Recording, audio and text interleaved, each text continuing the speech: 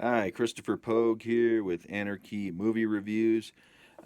This segment, I am going to actually review Mayans MC. I'm going to a television show, an FX.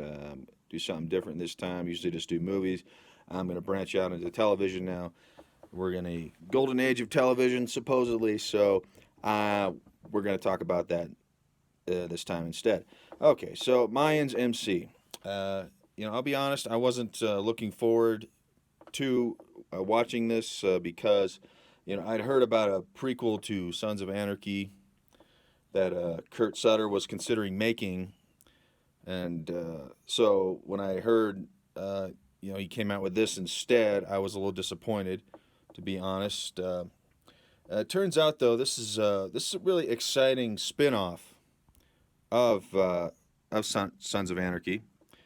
Uh, you know, it it brings back some of the Sons of Anarchy characters, uh, you know, which is fun to see, but it has its own compelling story too.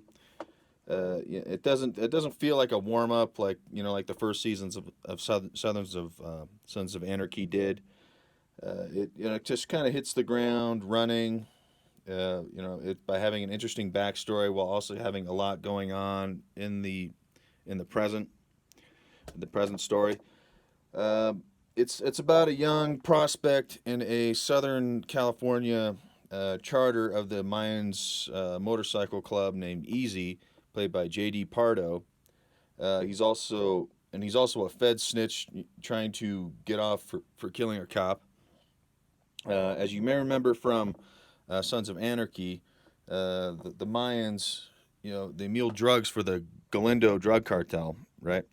So um, but a lot of the Mayans, they're now kind of getting tired of doing that now, and so as a, as a matter of fact, Easy and his club member brother, along with a few other members, they start secretly working with a Mexican rebel group that don't like that their country is controlled by drug cartels, and they all work together to bring Galindo down.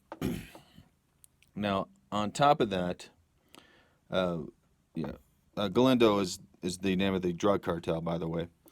On top of that, Easy's ex girlfriend is married to this Galindo guy who runs the drug cartel, and has a baby with him. So there's a lot going on in this plot wise, along with some fun cameos from the past show.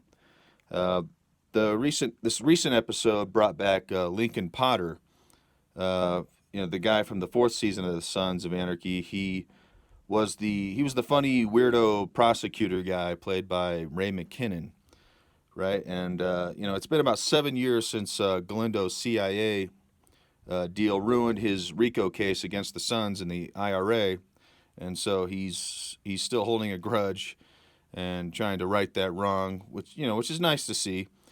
Potter, he's a hilariously eccentric character, and I was curious to see what happened to him after he left at the end of the fourth season of Sons. So that's fun to see.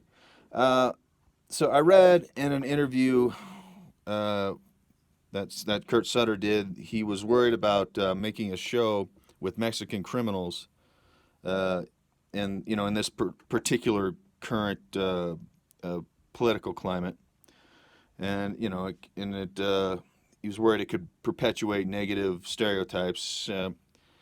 Thing is, though, the show, like Sons of Anarchy, which was a predominantly white show that never had to deal with this concern, right? Humanizes criminals without justifying them, and it looks at the details of the south of the border criminal elements instead of giving broad generalizations like Trump does. If anything, this is an important show because it showcases both sides of the argument. I think, without being too political, it's like any great piece of art. It draws you in with smart drama, but also teaches you things. So it's definitely a show worth checking out. I was pleasantly surprised by it, to say the least. And it's on FX Tuesday nights. It's really decent show, so I would definitely check it out. All right, and you can read my reviews, and we do take review submissions at my website, anarchymoviereviews.com. And yes, please check it out. I would absolutely publish your work, and if it's up to my standards. So yes, please check it out. Thank you very much. Thank you for watching. Goodbye.